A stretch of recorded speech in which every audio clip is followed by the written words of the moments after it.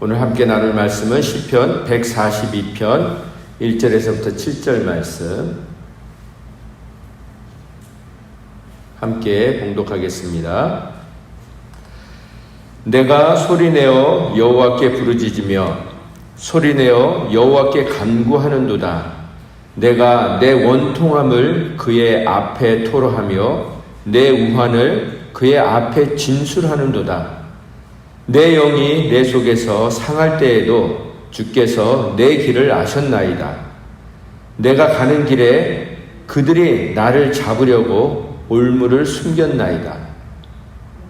오른쪽을 살펴보소서. 나를 아는 이도 없고 나의 피난처도 없고 내 영혼을 돌보는 이도 없나이다. 여호와여, 내가 주께 부르짖어 말하기를 주는 나의 피난처시요 살아있는 사람들의 땅에서 나의 분기신이라 하였나이다. 나의 부르짖음을 들으소서. 나는 심히 비천하나이다. 나를 핍박하는 자들에게서 나를 건지소서. 그들은 나보다 강하니이다. 내 영혼을 옥에서 이끌어내사 주의 이름을 감사하게 하소서. 주께서 나에게 갚아주시리니 의인들이 나를 두루리이다. 아멘. 오늘은 억울한 일을 당할 때라는 제목으로 함께 말씀을 나누겠습니다. 시편 142편 오늘 본 말씀은 다윗이 굴에서 지은 시입니다. 그래서 제목이 어떻게 되냐면 다윗이 굴에 있을 때, 동굴에 있을 때 지은 마스길, 곧 기도라는 제목이 붙어 있습니다. 마스길이라는 것은 교훈적인 내용의 시를 얘기합니다. 또 마스길이라는 것은 절망적인, 절박한 상황에 그 마음을 탄원하고 토로하는 그 시를 얘기합니다. 즉 다윗은 지금 자신의 억울함과 분함과 절박한 심정을 이 동굴에서 하나님께 아뢰고 있는 장면이 오늘 본문의 장면입니다. 우리도 살다 보면은 억울한 일을 당할 때가 있지 않습니까?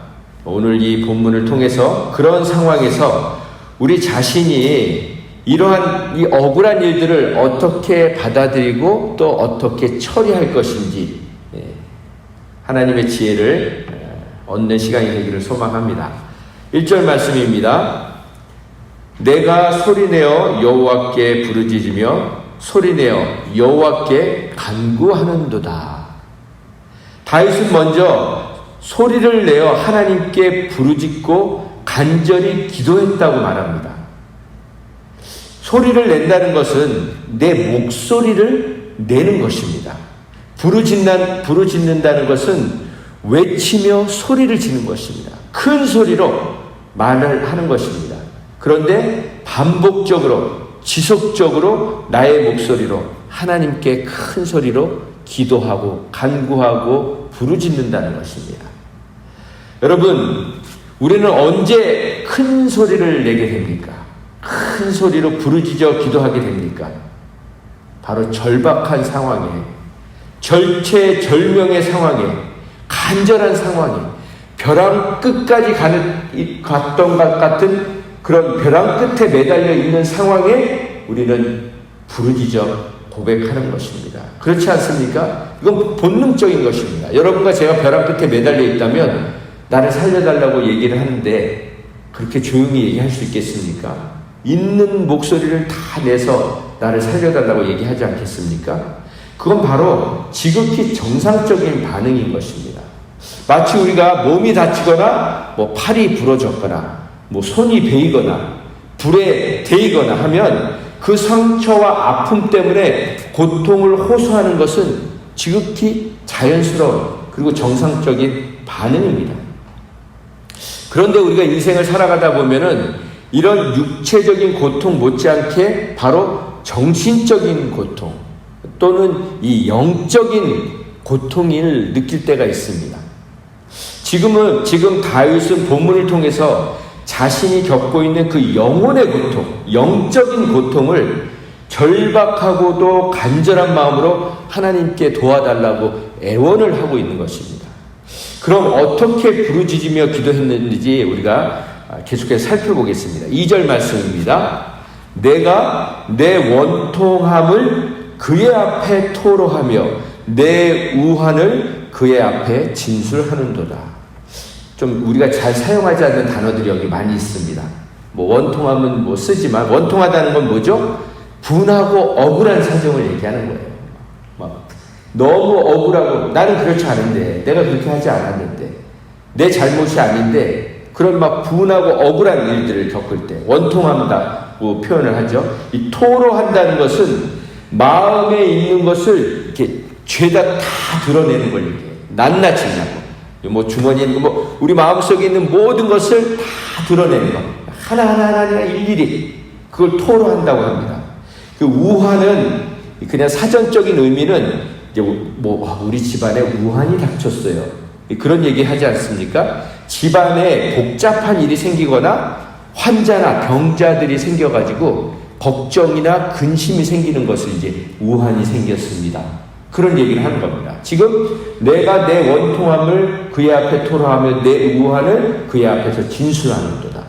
그런데 이 진술한다는 것은 어떤 일이나 상황에 대해서 자세히 얘기하는 걸 말합니다. 우리가 법정에서 진술한다 할 때는 그냥 대충 이런 일이 있었습니다. 그게 아니고 몇 월, 며칠, 몇 시, 언제, 어떤 장소에서 누구와 함께 뭐 이렇게 자세하게 설명하지 않습니까? 지금 다윗이 지금 자신이 겪고 있는 어려움에 대해서 원통한 일에 대해서 하나님 앞에서 낱낱이 자세하게 상세하게 설명하고 있다는 것입니다.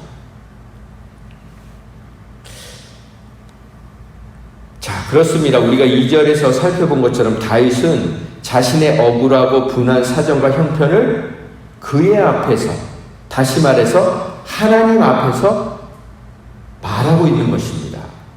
우리가 이렇게 자세히 설명하는 거에 대해서 조금 이따 얘기를 하고, 먼저 우리가 다윗을 통해서 본받아야 될 점이 있는데, 다윗은 문제가 생길 때마다 늘 먼저 하나님 앞에 하나님께 말씀드리는 습관을 가졌다는 것입니다.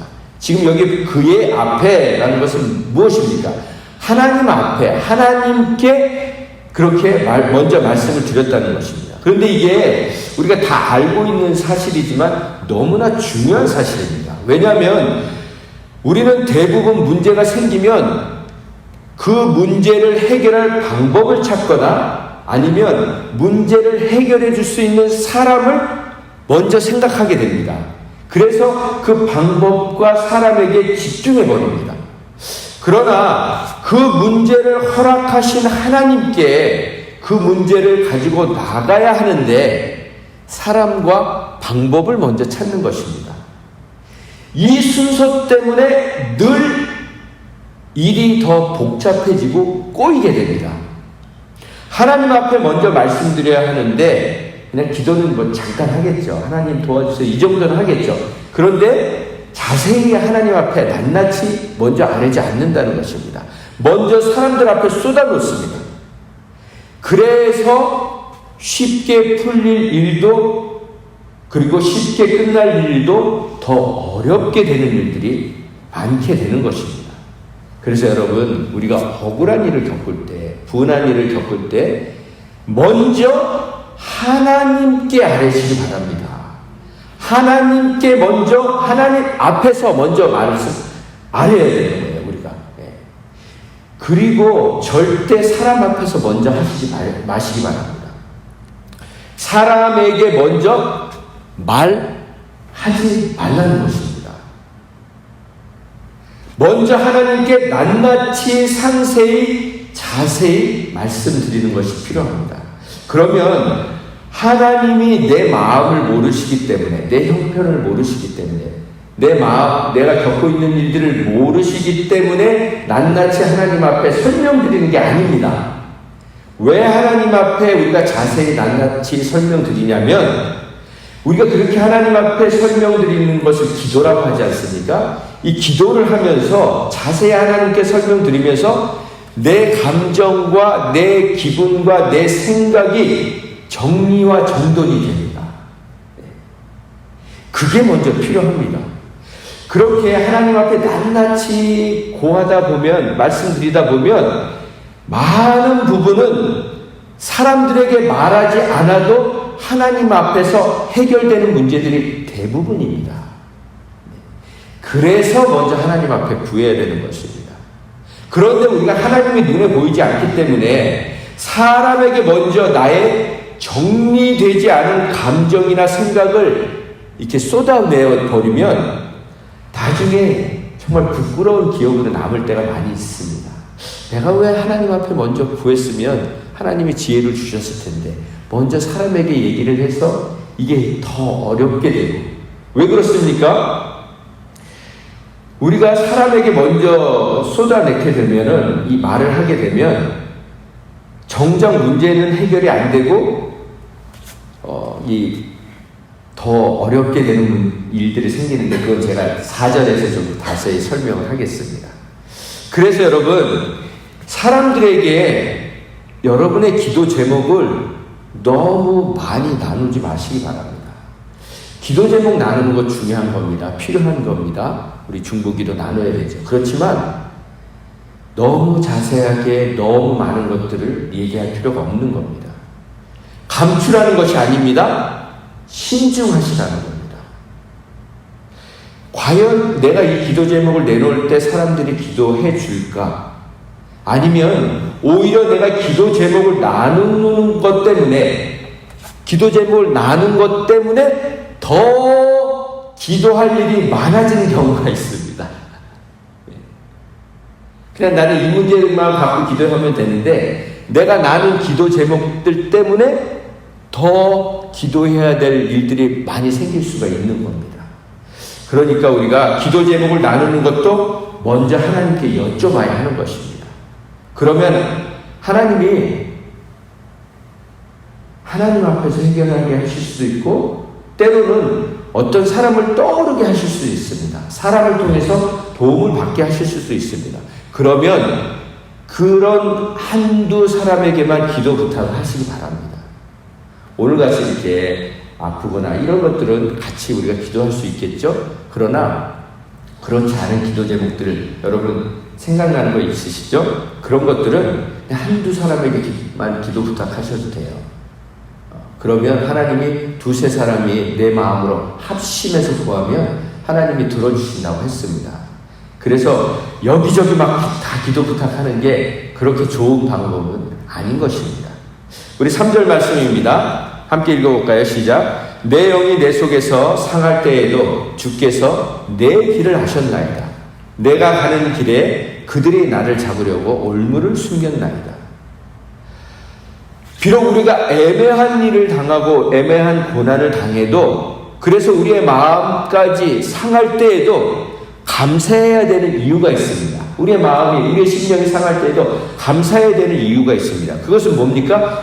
그때에도, 우리가 애매하게 고난을 당하고 있을 때에도 하나님은 우리의 갈 길을 알고 계신다는 겁니다.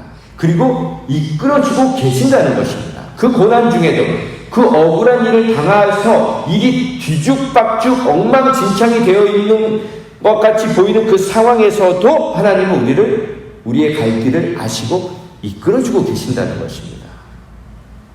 하나님도 우리처럼 우왕좌왕 갈팡질팡하시는 분이 아니시라는 것입니다. 그래서 우리는 고난의 시간에는 더욱 우리의 길 대신 주님을 의지하고 바라봐야 하는 것입니다. 그분만이 나의 길이 되시고 그분만이 내가 가야 될 길을 아시는 분이기 때문입니다. 그런데 사람들은 어떻습니까? 사람들은 내가 가는 길에 올무를 숨기는 존재들입니다. 우리는 사람들을 도와주고 싶은 마음이 있습니다. 그런 선한 마음이 있습니다. 그러나 때론 우리의 도움이, 우리가 도와준다는, 그래서 우리가 이런 조언을 하고 저런 조언을 하고 이렇게 해보시라고 하는 것들이 어떻게 보면 그 사람의 가는 길에 올무와 덫이 되게 하는 경우가 종종 있습니다. 그래서 참 이렇게 상담하고 어떤 조언을 하는 게 쉽지 않습니다. 어렵습니다. 저 같은 목회자들도 그런 상담을 하게 되는 일들이 많이 있는데요. 참 쉽지 않습니다. 그래서 여기 보면은 우리가 인간이란, 사람이란 우리가 가는 길 앞에 올무를 놓을 수 있는 존재라는 것을 늘 기억하셔야 됩니다. 그런데 그 올무를 이렇게 내가 이런 올무를 갖고 있습니다, 내가 이런 덫을 갖고 있습니다, 그걸 드러내고 오나요? 아니에요. 다 숨기고 오죠. 다 뒤에 숨기고 옵니다. 그러다가 때가 되면 그 올무를 드러내는 거죠. 그게 우리 죄인들의 모습입니다. 그렇습니다. 모든 사람들은 죄인이기 때문에 각자의 올무와 덫을 들고 다닙니다. 그게 사람이고 우리의 모습이라는 것을 잊지 말아야 합니다. 그것이 바로 사람이라는 올무와 덫에 걸리지 않는 길입니다. 자, 여러분, 우리는 그런 선한 마음을 갖고 있지만 여러분과 저에게는 누군가를 어려움과 고난에 빠지게 할 수 있는 올무와 덫을 갖고 있는 존재들입니다. 그게 우리가 하나님 앞에 성결케 되고 거룩해 되면 그것이 컨트롤이 되지만, 그렇지 않으면 그것들 통해서 우리가 다른 사람들에게 아픔과 상처를 줄 수 있다는 것입니다. 4절 말씀입니다. 오른쪽을 살펴보소서. 나를 아는 이도 없고 나의 피난처도 없고 내 영혼을 돌보는 이도 없나이다. 오른쪽이라면서, 오른쪽이란 이 법정에 섰을 때 피고인을 돕는 변호인이나 증인들이 서 있는 자리를 얘기합니다. 법정에 가면은 이렇게 자기를 변호해주는 사람들, 증인을 해줘서 자기를 도와주는 사람들. 그런데 지금 다윗이 오른쪽을 보니까, 자기를 변호해주고 자기를 도와줄 사람들을 찾아보니까 뭐예요? 나의 마음을 알아주는 사람도 없고, 나를 아는 이가 없다는 것은 내 마음을, 내 심정을, 내 이 분하고 억울한 마음을 알아주는 사람도 없고, 나의 피난처도 없고, 뭐예요? 나를 숨겨줄 사람도 없고, 그 다음에 내 영혼을 돌보는 이도 없다는 건 무슨 말입니까? 내 영혼을 돌보아주는 사람도 없다는 것입니다.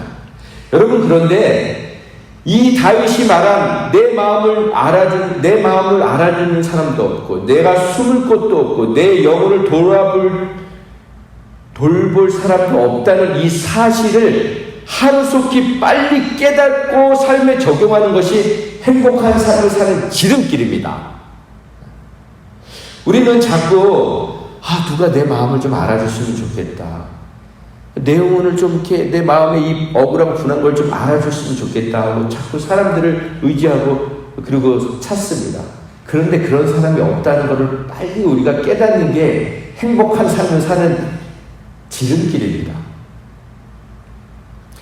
그래서 우리는 사람에 대한 환상을 버려야 됩니다. 특별히 사역자들에 대한 환상을 버리셔야 합니다. 그냥 우리는 서로 사랑하고 긍휼을 여기고 그리고 서로 기도해 줘야 될 존재들인 것입니다. 그래서 이런 말이 있습니다. 저를 한번 따라서 해보시겠어요? 따라서 해보시겠습니까? 아무 도움이 없을 때, 아무것도 붙들 것이 없을 때, 그때가 바로 가장 축복받은 순간이다. 예, 왜 그럴까요? 아무 도움이 없을 때, 아무것도 붙들 것이 없을 때, 그때가 가장 축복받은 순간이다. 왜 그렇습니까? 우리는 그때 하나님을 전심으로 부르짖고 찾게 되기 때문입니다. 그게 바로 우리가 하나님의 복을 누리는 가장 빠른 길인 줄 믿습니다.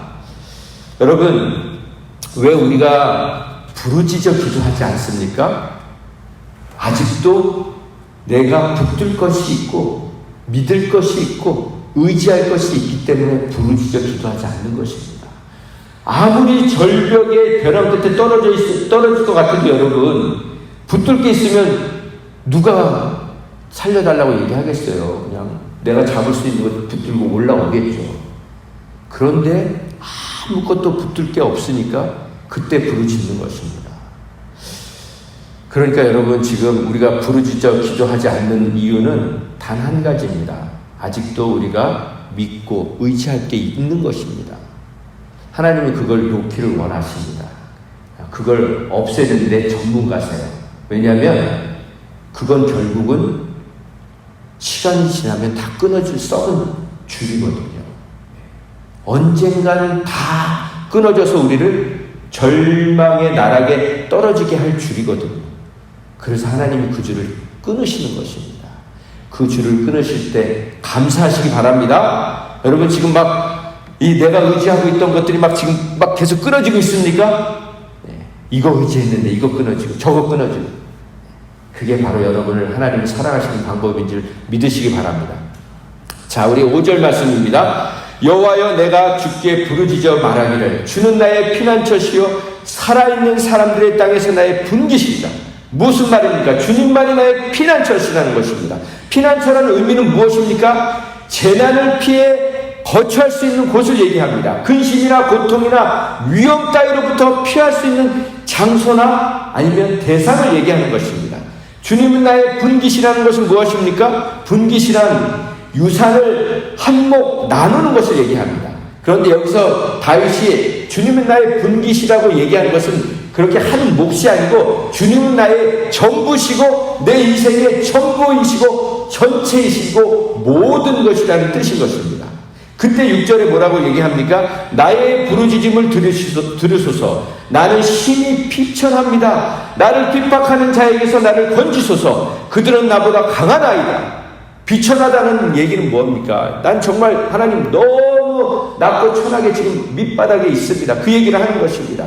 낮아져도 더 이상 낮아질 수 없는 상황에 있습니다. 하나님 나를 도와주시옵소서. 그렇게 표현하고 있는 것입니다. 그리고 나를 핍박하는 자에게서 나를 건져달라고 합니다. 왜요? 그들은 나보다 강해 보이기 때문이라고 얘기합니다. 그러나 여러분, 세상 사람들은 강해 보입니다. 세상에 강해 보이는 사람들이 얼마나 많습니까? 네. 여러분 집안에도 여러분 강해 보이는 사람들이 얼마나 여러분들을 휘둘리고 있습니다. 그런데 강해 보이는 것 뿐이지 정말 강한 사람들이 아닙니다. 강해 보이려고 하는 것 뿐이지 그 사람들은 자신의 약함과 자신의 무능력함과 자신의 두려움을 감추고 있는 것입니다. 그래서 더 강한 척을 하는 것입니다. 그 내면 세계는 불안과 두려움으로 가득 차 있습니다. 늘 염려와 근심으로 가득 차 있습니다.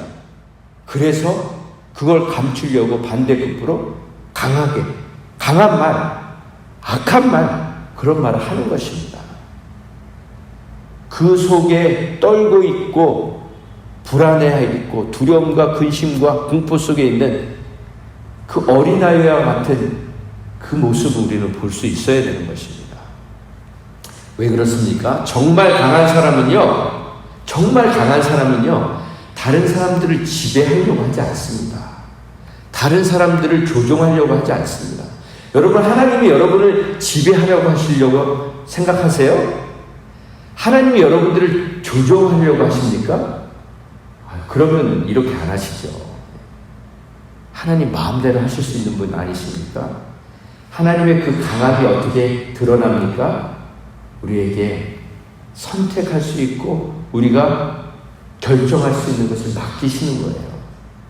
그리고 그 모든 것에 합력해서 선을 이루시는, 그게 하나님의 강하신 것입니다. 그래서 우리도 우리의 자녀를 강하게 키우는 방법은 무엇입니까?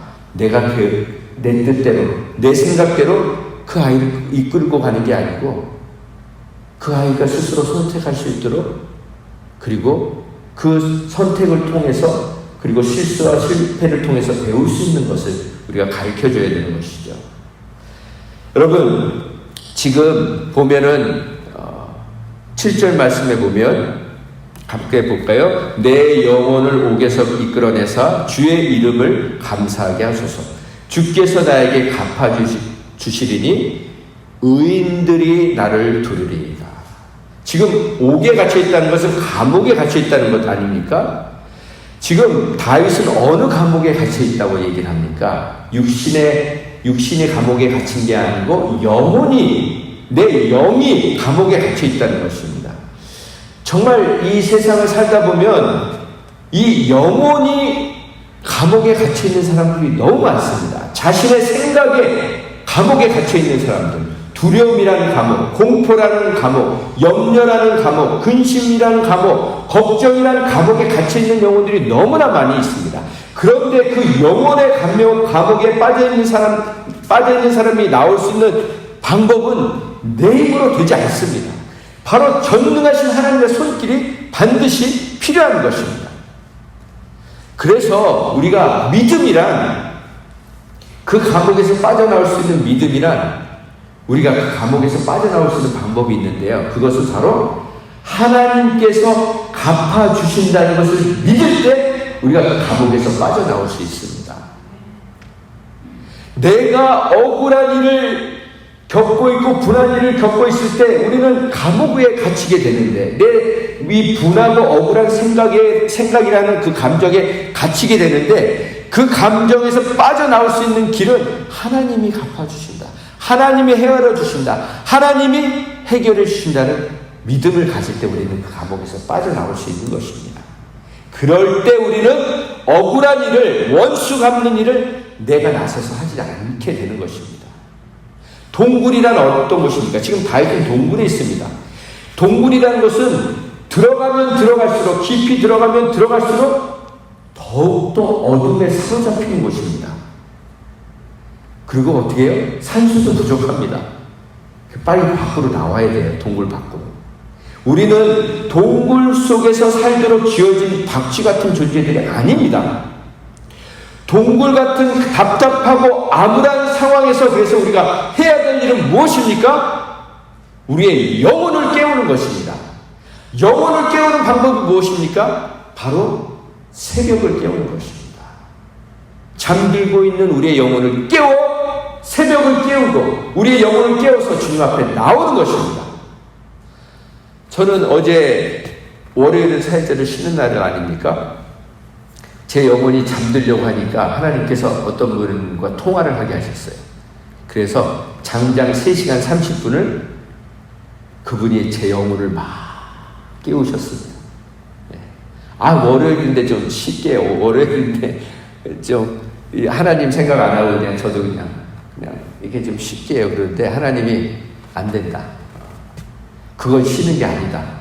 그러면서 3시간 반 동안 어떤 분이 자신의 중요한 약속까지 다 미루시면서 저에게 제 영혼을 깨워주셨습니다. 여러분, 우리는 정말 우리의 영혼을 깨어나야 이 동굴 속에서 나올 수 있는 것입니다. 여러분, 그래서 우리는 영적인 습관을 길러야 합니다. 새벽을 깨우는, 아침을 깨우는, 영혼을 깨우는 습관을 길러야 합니다. 예수님은 언제 부활하셨습니까? 새벽에 부활하셨습니다. 예수님이 일곱 귀신 들렸던 막달라 마리아를 언제 만나주셨습니까? 새벽에 만나주셨습니다. 하나님이 홍해를 언제 갈라주셨습니까? 새벽에 이스라엘 백성을 그 홍해를 건너게 하셨습니다. 이 새벽에 하나님께서 우리를 만나주시고 우리의 갈라지지 않을 것 같은 홍해를 갈라주시고 그 홍해의 길을 건너가게 하실 줄 믿습니다. 여러분, 다윗은 지금 굴 속에서 이 시를 지었습니다. 화려하고 웅장한 선전이 아니라 굴 속에서, 그리고 아무것도 없는 광야에서 다윗은 하나님께 믿음의 고백을 올려드렸습니다. 그래서 우리는 동굴 속에 있을 때 그곳에서도 하나님은 우리와 함께하고 계신다는 것을 잊지 마시기 바랍니다. 말씀을 정리하겠습니다. 인간의 절망적인 자리에는 늘 하나님이 기다리고 계십니다. 우리가 절망하고 있는 그 자리에 하나님은 우리를 기다리고 계신 것입니다. 하나님은 우리의 절망을 통해서 일하는 분이십니다. 우리의 최악의 상황을 통해서 하나님은 일하시는 분이십니다. 또한 우리가 포기할 때, 우리가 내려놓을 때, 그때 일하시는 분이십니다. 그래서 우리의 절망은 하나님이 일하시기에 가장 좋은 조건인 것입니다. 그래서 믿음의 사람들은 절망의 자리, 고난의 자리, 고통의 자리에서 쉽게 포기하지 않습니다. 믿음의 사람들은 절망의 자리, 고난의 자리, 고통의 자리에서 쉽게 포기하지 않습니다. 왜 포기하지 않습니까? 믿음을 갖고 인내하면 반드시 놀라운 하나님의 역사를 경험하기 때문입니다. 그런데 그걸 못 참고 쏟아내어 버리면, 내게 주신 소중한 약속들을 쏟아내어 버리면 우리는 수치를 당하고 원수에게 수치를 당하는, 그리고 후회하는 삶을 살게 되는 것입니다. 그리고 우리도 내가 그 주모하는 죄를 똑같이 저지르게 되는 것입니다. 성령에 불들려 있지 않으면 우리는 그 원수들이 하는 똑같은 일을 우리도 저지르게 되는 것입니다. 그래서 우리는 오늘도 기도할 때 육적인 기도가 아니라 영적인 기도를 해야 됩니다. 말씀을 듣는 시간은 무엇입니까? 우리의 머리를 비우는 시간입니다. 우리의 생각을 비우는 시간입니다. 그리고 하나님의 말씀과 생각과 의도를 담는 것입니다. 하나님의 말씀, 하나님의 의도, 하나님의 생각, 하나님의 뜻을 담는 시간이 말씀을 듣는 시간입니다. 그와 마찬가지로 기도하는 시간도 우리의 머리를 비우는 시간입니다. 어떤 분이 저에게 그렇게 말씀하시더라고요. 목사님, 머리를 좀 비우세요. 왜 이렇게 자꾸 머리를 이렇게 굴리세요? 머리를 좀 비우세요. 하나님 앞에 나오면 여러분의 머리를 비우셔야 합니다. 여러분과 저의 머리를 비우셔야 합니다. 기도할 때 여러분과 저의 머리를 비우셔야 합니다. 무슨 얘기냐면, 우리가 머리를 비우지 않고 기도를 하면 입만 열면 습관적으로 나오는 기도 제목이 있습니다. 그 기도 제목이 아니고요, 성령님께서 원하시는 기도를 하는 습관을 우리는 길러야 합니다. 그러면 우리가 갖고 있는 기도 제목, 우리가 오늘 기도하려고 했던 그 기도 제목은요, 어느 순간 하나님이 이루어주신다는 믿음과 확신을 주십니다. 근데 우리가 그 기도 제목만 붙들고 기도하면요, 어떨 때는 그 기도 제목에 사로잡혀요. 예. 그 기도 제목의 대상 때문에 우리의 마음이 막 힘들어집니다. 그런데 성령에 이끌려서 기도하면요, 그게 그렇게 크게 보이지 않는 거예요. 중요해 보이지 않는 거예요. 이미 하나님 손에 있는 걸 보는 거예요. 그래서 우리가 기도를 좀 바꿔야 됩니다. 성령이 이끄시게 하는, 성령이 기도하게 하시는 기도를 우리는 배워나가야 되는 것입니다. 그런 구체적인 방법을 하나만 말씀드리고 마치겠습니다. 여러분, 우리가 억울한 일을 당할 때, 오늘 제목이 억울한 일을 당할 때인데, 이 억울한 일을 당하는 일들이 우리가 모르는 사람, 관계없는 사람을 통해서도 억울한 일을 겪지만, 대부분은 우리 가족을 통해서, 우리 부모님을 통해서, 우리 형제를 통해서, 또는 우리 자매를 통해서, 우리 배우자를 통해서, 그리고 우리가 믿었던 믿음의 지체들과 지인들을 통해서 오는 경우들이 많습니다. 그래서 더 억울합니다. 더 분합니다. 내 마음을 좀 알아줄 수 있는 사람 같은데, 이해해줘야 될 사람인 것 같은데, 헤아려줘야 될 사람인 것 같은데, 그런 사람들한테 그런 일을 당하기 때문에 더 억울하고 분하고 분통한 것입니다. 그런데 우리가 이때 오늘 기도할 때 여러분의 가족이나 여러분의 자녀나 부모님이나 배우자의 그 허물을 다른 사람들에게 나누지 마시기 바랍니다. 그걸 이제는 끊으시기 바랍니다. 물론 우리가 기도 제목에 어떤 것이 필요한 것은 나누는 게 필요합니다. 그러나 선을 지키시기 바랍니다. 어느 정도 필요한 기도 제목만 간단히 나누시면 돼요. 그리고 나머지는 여러분이 입을 다무셔야 됩니다. 그리고 하나님께만 자세히 아뢰시면 됩니다. 왜냐하면 우리가 이걸 얘기하기 시작하면 내 영혼에 상처가 나기 시작합니다. 좀 나쁜 표현인데요, 내 몸을 자해하는 거나 비슷한 거예요.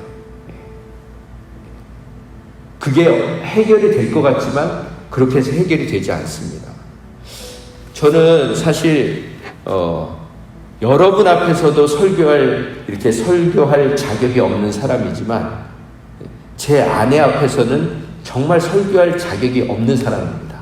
왜냐하면 저를 너무 잘 알거든요.